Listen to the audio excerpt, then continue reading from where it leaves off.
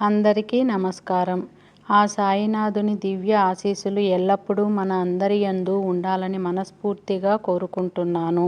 ముందుగా మన ఛానల్ను చూస్తున్నందుకు కృతజ్ఞతలు. ఓం శ్రీ సాయినాథాయ నమః. ఈరోజు మనం శ్రీ సాయిబాబా జీవిత చరిత్రలో మొదటి అధ్యాయం గురించి తెలుసుకుందాం. మొదటి అధ్యాయం తెలుసుకునే ముందు మన ఛానల్ని ఎవరైతే సబ్స్క్రైబ్ చేసుకోకుండా ఉంటారో వాళ్ళు సబ్స్క్రైబ్ చేసుకొని లైక్ చేసి ఓం శ్రీ సాయినాథాయ నమః అని కామెంట్ చేయండి. మీరిచ్చే చిన్న లైక్ కామెంట్ నా ఛానల్ గ్రోత్కి ఉపయోగపడుతుంది. గురుదేవతా స్తుతి. బాబా గోధుమలు పిండి విసిరిన కథ. దాని తత్వము. పూర్వ సంప్రదాయానుసారము హేమాడ్ పంతు శ్రీ సాయి సచ్చరిత్ర గ్రంథమును గురుదేవతా స్తుతితో ప్రారంభించుచున్నారు. ప్రప్రథమున విఘ్నేశ్వరుణ్ణి స్మరించుచు ఆటంకములను తొలగించి ఈ గ్రంథము జయప్రదముగా సాగునట్లు వేడుకొనుచు శ్రీ సాయినాథుడే సాక్షాత్తు శ్రీ గణేశుడని చెప్పుచున్నారు.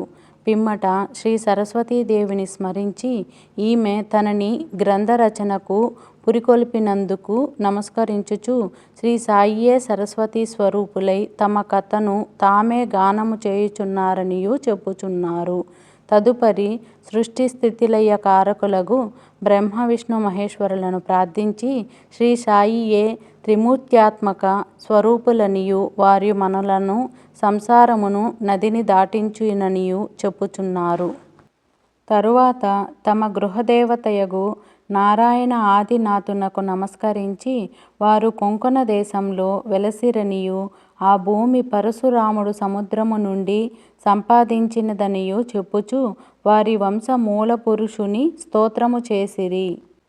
అటు పిమ్మట వారి గోత్ర ఋషియగు భరద్వాజమునిని స్మరించెను.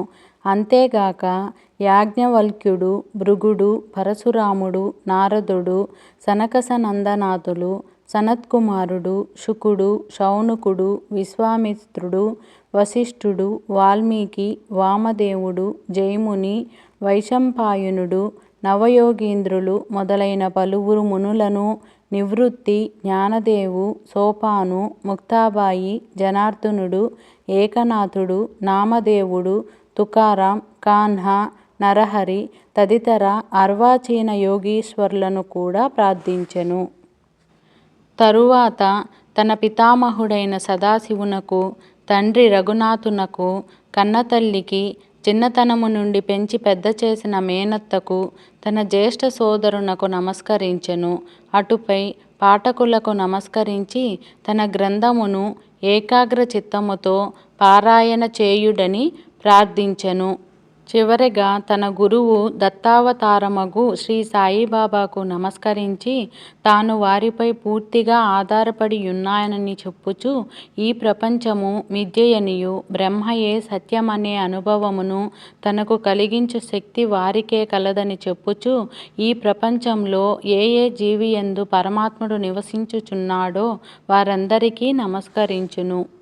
పరాశరుడు, వ్యాసుడు, శాండిల్యుడు మొదలగు గలవారులు చెప్పిన భక్తి మార్గాలను పొగడి వర్ణించిన పిమ్మట హేమాడ్ పంతు ఈ కింది కథలను చెప్పుటకు ప్రారంభించెను. 1910 సంవత్సరం తదుపరి ఒకనాటు ఉదయమున నేను షిరిడీ మసీదులోనున్న శ్రీ సాయిబాబా దర్శనము కొరకు వెలితిని. అప్పుడు జరిగిన ఈ క్రింది విషయాలను గమనించిన మిక్కిలి ఆశ్చర్యపడితిని. బాబా ముఖ ప్రక్షాళనము గావించుకొని గోధుమలు విసురుటకు సంసిద్ధుడగుచుండెను. వారు నేలపై గోనె పరచి దానిపై తిరుగలి యుంచిరి. చేటలో కొన్ని గోధుమలు పోసుకొని కఫాని చేతులు పైకి మడిచి పిడికెడు చొప్పున గోధుమలు వేయుచూ విసరసాగిరి. అది చూచి నాలో నేను ఈ గోధుమ పిండిని బాబా ఏమి చేయును? ఆయనెందుకు గోధుమలు విసురుచుండెను? వారు భిక్షాటనముచే జీవించువారే. వారికి గోధుమ పిండితో నేమి నిమిత్తము? వారికి పిండి నిల్వ చేయవలసిన అగత్యము లేదే అని చింతించితిని. అచ్చటకు వచ్చిన మరికొంత మంది కూడా నిట్లే ఆశ్చర్యముగ్ధులగిరి. కాని మాలోనెవరికి కూడా బాబాను ప్రశ్నించుటకు ధైర్యము చాలకుండెను. ఈ సంగతి వెంటనే గ్రామములో వ్యాపించెను. ఆబాల గోపాలము ఈ వింత చర్యను చూచుటకై బాబా వద్ద గుమిగూడిరి. నలుగురు స్త్రీలు ఎటులనో సాహసించి మసీదు మెట్లెక్కి బాబాను పక్కకు జరిపి వారే విసురుటకు ప్రారంభించిరి. వారు తిరుగలి పిడిని చేత పట్టుకొని బాబా లీలను పాడుచూ విసురుట సాగించిరి.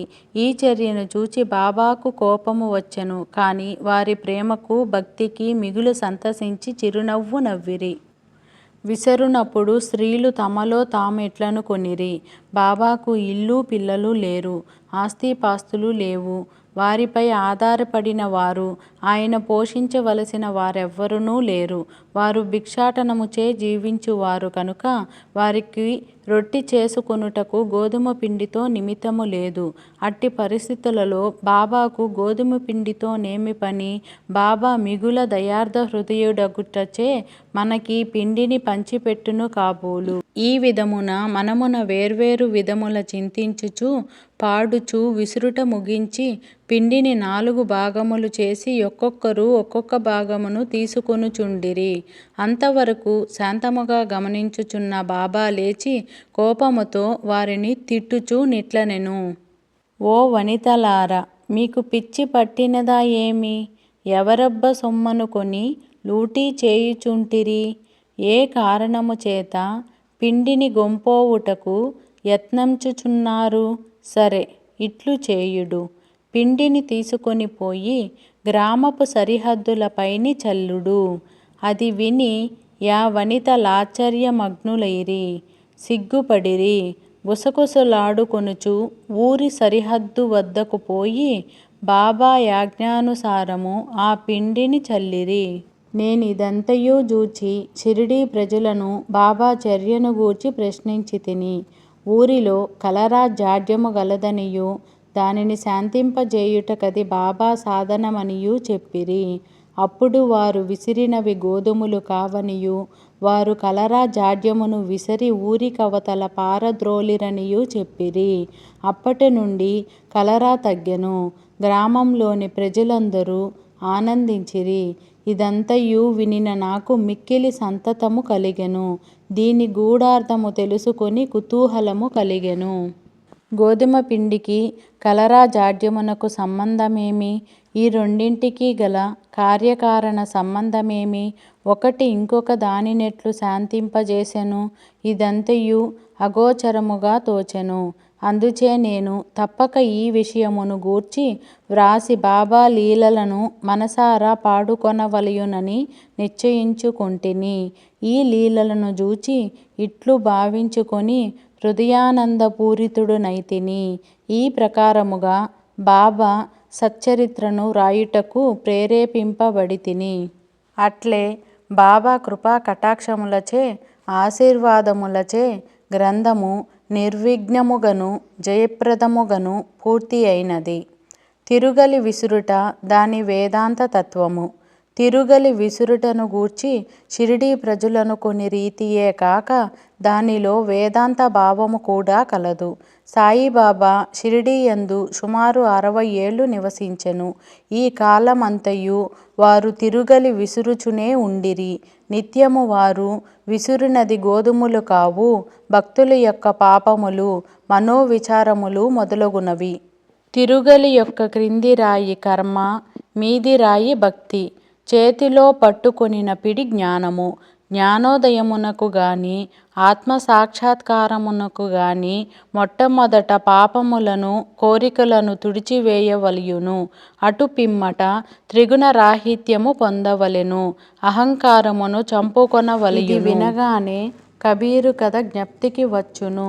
ఒకనాడు స్త్రీ ఒకతి తిరుగలిలో ధాన్యము వేసి విసురుచుండెను. దానిని చూచి కబీరు ఏడ్వసాగెను. నిపతి నిరంజనుడను యొక్క సాధు పుంగవుడది చూచి కారణమడుగగా కబీరు ఇట్లు జవాబిచ్చెను. నేను కూడా ఆ ధాన్యము వలె ప్రపంచమును తిరుగలిలో విసరబడెదను కదా. దానికి నిపతి నిరంజనుడు బదులు చెప్పెను. భయము లేదు, తిరుగలి పిడిని గట్టిగా పట్టుకొనుము, అనగా జ్ఞానమును విడువకుము. నేనెట్లు గట్టిగా పట్టియున్నానో నీవును అట్లే చేయుము. మనస్సును కేంద్రీకరించుము, దూరముగా పోనీయకుము. అంతరాత్మను జూచుటకు దృష్టిని అంతర్ముఖముగానిమ్ముము, నీవు తప్పక రక్షింపబడిదవు. ఓం నమో శ్రీ సాయినాథాయ నమః. శాంతి శాంతి శాంతి. మొదటి అధ్యాయము సంపూర్ణం. ఈ మొదటి అధ్యాయంలో ఏమైనా తప్పులు ఉంటే మన్నించి కామెంట్ రూపంలో తెలియజేయవలసిందిగా ప్రార్థన. సద్గురు శ్రీ సాయినాథార్పణమస్తు. శుభం భవతు. సర్వే జనా సుఖినో భవంతు. ధన్యవాదములు.